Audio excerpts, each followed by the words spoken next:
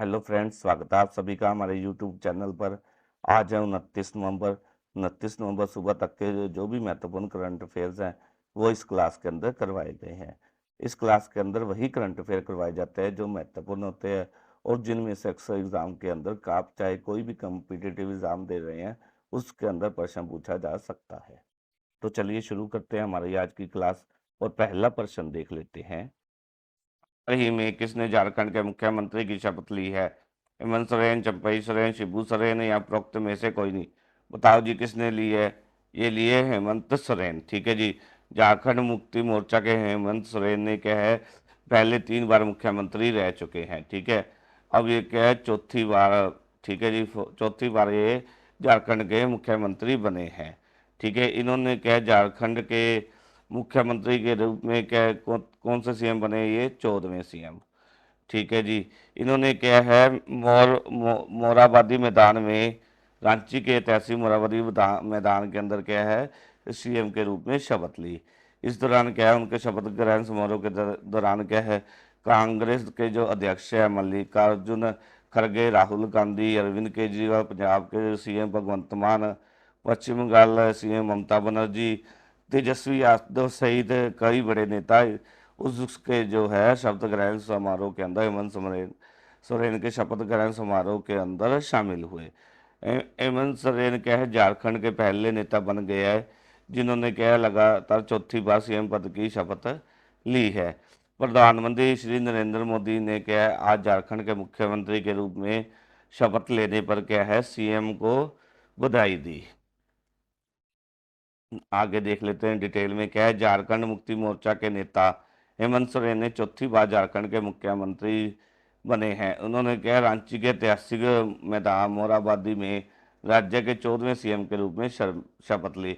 उनके शपथ ग्रहण के दौरान क्या है, कांग्रेस अध्यक्ष मल्लिकार्जुन खड़गे, राहुल गांधी, अरविंद केजरीवाल, सीएम भगवंत मान, पश्चिम बंगाल की सीएम ममता बनर्जी, तेजस्वी यादव सहित कई विपक्ष के नेता, बड़े नेता शामिल हुए। हेमंत सोरेन झारखंड के इतिहास में पहले नेता बन गए हैं जिन्होंने चौथी बार सीएम पद की शपथ ली। प्रधानमंत्री नरेंद्र मोदी ने झारखंड के मुख्यमंत्री के रूप में शपथ लेने पर श्री हेमंत सोरेन को बधाई दी। इस बार क्या है, इस बार हुए झारखंड विधानसभा चुनाव में झारखंड मुक्ति मोर्चा को 34 और कांग्रेस ने 16 सीटें जीतकर बहुमत हासिल किया था। इस बार झारखंड के पिछले विधानसभा से कुछ अधिक, कुल 67.74% मत पड़े। आगे नेक्स्ट क्वेश्चन है जी। हाल ही में कौन से देश में 16 साल से कम उम्र के बच्चे सोशल मीडिया नहीं चला पाएंगे? चीन, भारत, ऑस्ट्रेलिया और उपरोक्त में से कोई नहीं।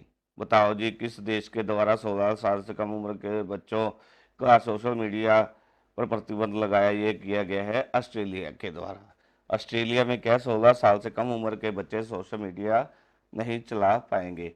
इस नए नियम के तहत क्या है, कंपनी को सुविधा देनी होगी जिससे क्या है, कम उम्र के बच्चे सोशल मीडिया प्लेटफॉर्म पर लॉगिन ना कर पाए।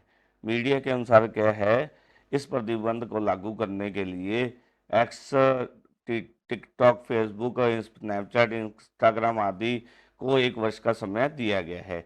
इस पर अमल न करने पर कंपनी पर $32 मिलियन तक का जुर्माना लगाया जाएगा। फेसबुक और जो इंस्टाग्राम के मालिक मेटा हैं, उन्होंने इस मामले में कहा कि फेसबुक की ऑस्ट्रेलिया कानून का वो सम्मान करते हैं। डिटेल में देख लेते हैं क्या है जी। ऑस्ट्रेलिया में 16 साल से कम उम्र के बच्चे सोशल मीडिया नहीं चला पाएंगे। क्या है, कंपनी को जो नई नियम है उसके तहत क्या, कंपनी को ऐसी सुविधा देनी होगी जिससे 16 साल के कम उम्र के बच्चे क्या सोशल मीडिया प्लेटफॉर्म पर लॉगिन ना कर सकें। मीडिया के अनुसार क्या, इस प्रतिबंध को लागू करने के लिए x, TikTok, Facebook, Snapchat, Instagram आदि को 1 वर्ष का समय दिया गया है। इस पर अमल न करने पर कंपनी को $32 मिलियन तक का जुर्माना लगाया जाएगा। फेसबुक और इंस्टाग्राम के जो मालिक मेटा है, उन्होंने इस मामले में कहा कि फेसबुक ऑस्ट्रेलिया कानून का वो सम्मान करते हैं।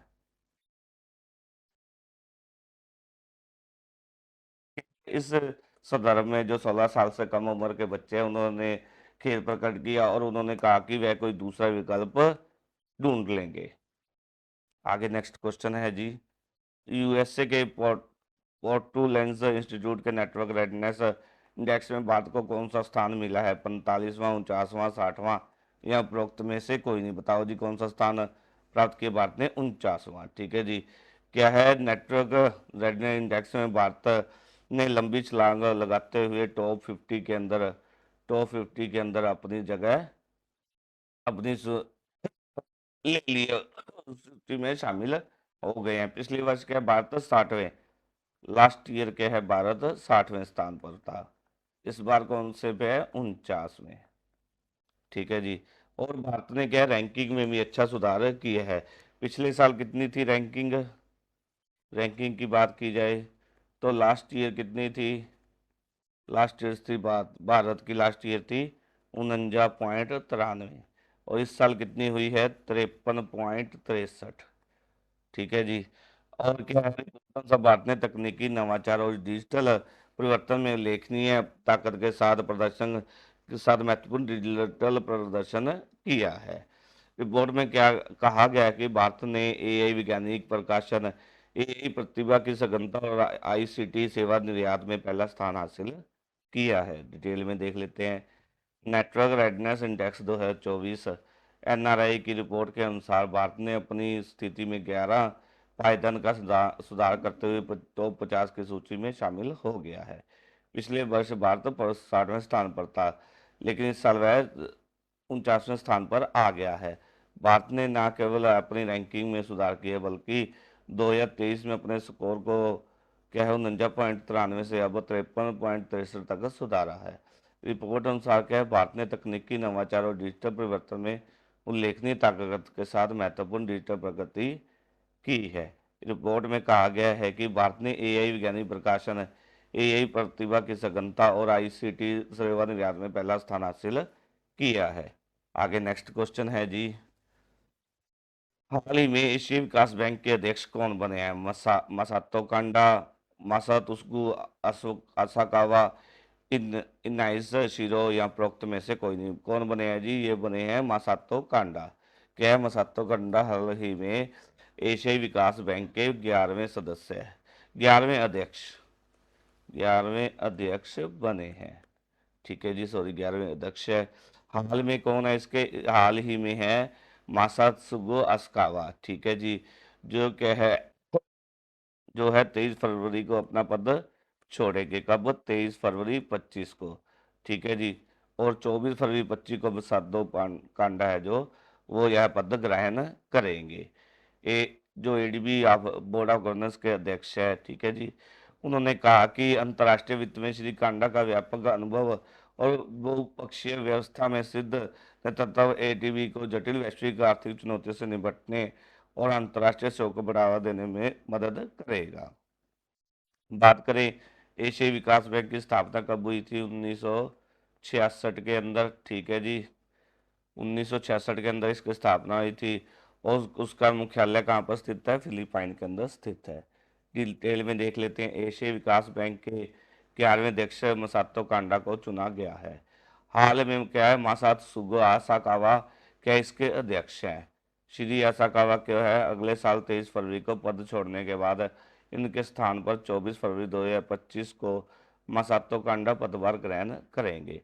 एडीबी बोर्ड ऑफ गवर्नर्स के अध्यक्ष और बैंक ऑफ इटली के गवर्नर है जो फैबिटो पैनेटा ने क्या कहा है कि अंतर्राष्ट्रीय वित्त में श्री कांडा का व्यापक अनुभव और बहुपक्षीय व्यवस्था में सिद्ध नेतृत्व एडीबी को जटिल वैश्विक आर्थिक चुनौतियों से निपटने और अंतर्राष्ट्रीय सहयोग में को बढ़ावा देने में अच्छी तरह से मदद करेगा।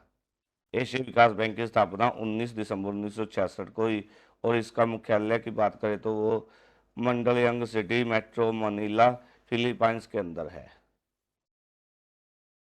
आगे नेक्स्ट क्वेश्चन है जी। हाल ही में भारत की पहली अंतरिक्ष लैब मोईटीडी का निर्माण किसके द्वारा किया गया? Agnikul, Cosmos, Dhruva Space, take me to space या प्रोक्त में से कोई नहीं। किसके द्वारा किया गया है जी इसका निर्माण? एआई लैब का ये किया गया है टेक्मी टू स्पेस के द्वारा। ठीक है जी, इसका निर्माण किया गया है। एमओआईटीडी के विकास और परीक्षण में अहम भूमिका किसके द्वारा निभाई गई है? इंडियन स्पेस टेक्निकल सेंटर के द्वारा, अहमदाबाद के द्वारा, जो अंतरिक्ष गतिविधियों के लिए सरकार की सिंगल विंडो एजेंसी है। MOITD क्या है? भारत की अंतरिक्ष महत्वाकांक्षाओं के में एक महत्वपूर्ण मील का पत्थर है। डिटेल में देख लेते हैं जिसको क्या है। टेकमी टू स्पेस भारत की पहली अंतरिक्ष लैब MOITD का निर्माण किया गया है। क्या MOITD के विकास और परीक्षण में अहम भूमिका आई Indian space technical centre Ahmedabad ने निभाई, जो अंतरिक्ष गतिविधियों के लिए सरकार की सिंगल विंडो एजेंसी है। MOITD के माध्यम से कक्षा अनुसंधान में AI का उपयोग दूरसंचार, कृषि और रक्षा जैसे क्षेत्रों को बदल सकता है। MOITD भारत की अंतरिक्ष महत्वाकांक्षाओं में एक महत्वपूर्ण मील का पत्थर है। आगे क्वेश्चन है जी, हाल ही में राष्ट्रीय डाक प्रदर्शनी का आयोजन कहाँ पर हुआ है? बताओ जी, कहाँ पर हुआ है राष्ट्रीय डाक प्रदर्शनी का आयोजन? जयपुर के अंदर, पटना के अंदर, जोधपुर के अंदर, या उपरोक्त में से कोई नहीं। कहाँ पर हुआ है जी इसका? ये हुआ है बिहार में, पटना के अंदर। क्या भारतीय डाक विभाग की ओर से 3 दिवसीय बिहार डाक प्रदर्शनी का आयोजन पटना के ज्ञान भवन में किया है। ठीक है जी। जो इसका शुभारंभ किसके द्वारा किया गया? राज्यपाल विश्वनाथ लेकर द्वारा किया गया। उन्होंने कहा कि उन्होंने लोगों से अपील की, इस दौरान अपील की कि वह बिहार की विरासत को समझे और पुण्य इस दिशा में आगे बढ़े। डिटेल में देख लेते हैं। भारतीय डाक विभाग की ओर से 3 दिवसीय बिहार डाक प्रदर्शनी का आयोजन पटना के ज्ञान भवन में किया है। इसका शुभारंभ राज्यपाल विश्वनाथ आर्लेकर द्वारा किया गया। उन्होंने डाक विभाग की इस प्रदर्शनी की सराहना की। उन्होंने लोगों से अपील की कि वह बिहार की विरासत को समझें और पुण्य इस दिशा में आगे बढ़े। उन्होंने कहा कि डाक विभाग की स्वयं जनमानस के लिए अत्यंत लाभकारी रही है। आगे क्वेश्चन है जी, हाल ही में भारत और किस देश के बीच अग्निवीर 2024 शुरू हुआ है? सिंगापुर, फ्रांस, कनाडा, या उपरोक्त में से कोई नहीं। बताओ जी किसके बीच शुरू हुआ है? ये हुआ है सिंगापुर। ऑप्शन 1 राइट आंसर है। क्या है? भारत और सिंगापुर के बीच अग्निवीर 2024 शुरू हुआ है। यह कितने दिन चलेगा? 3 दिन। कब से कब तक? 28 नवंबर से लेकर 30 नवंबर तक चलेगा। ठीक है जी। इस अभ्यास का उद्देश्य क्या है? दोनों देशों की तोपखाने इकाइयों द्वारा नई पीढ़ी के उपकरणों का उपयोग करते हुए संयुक्त गोलाबारी योजना और निष्पादन का प्रदर्शन करना है। इसके साथ साथ यह अभ्यास क्या है? दोनों देशों के बीच संबंधों को मजबूत करने के लिए सांस्कृतिक आदान प्रदान के लिए एक मंच प्रदान करेगा। डिटेल में देख लेते हैं जी। क्या है? भारत और सिंगापुर के बीच अग्निवीर 2024 का शुरू हुआ है। यह अभ्यास कब से कब तक चलेगा? 28 नवंबर से 30 नवंबर तक। इस अभ्यास का उद्देश्य है कि दोनों देशों की तोपखाने इकाइयां द्वारा नई पीढ़ी के उपकरणों का उपयोग करते हुए संयुक्त गोलाबारी योजना निष्पादन का प्रदर्शन करना है। यह अभ्यास कई प्रक्रियाओं की आपसी समझ को बढ़ाने पर केंद्रित है, जिससे क्या है, भारतीय सेना और सिंगापुर सशस्त्र बलों के बीच अंतर संचालनीयता में सुधार होगा। सैन्य उद्देश्यों का अलावा यह अभ्यास दोनों देशों के बीच संबंध को मजबूत करने के लिए सांस्कृतिक आदान प्रदान के लिए एक मंच प्रदान करेगा। आगे क्वेश्चन देख लेते हैं जी, कौन सा है?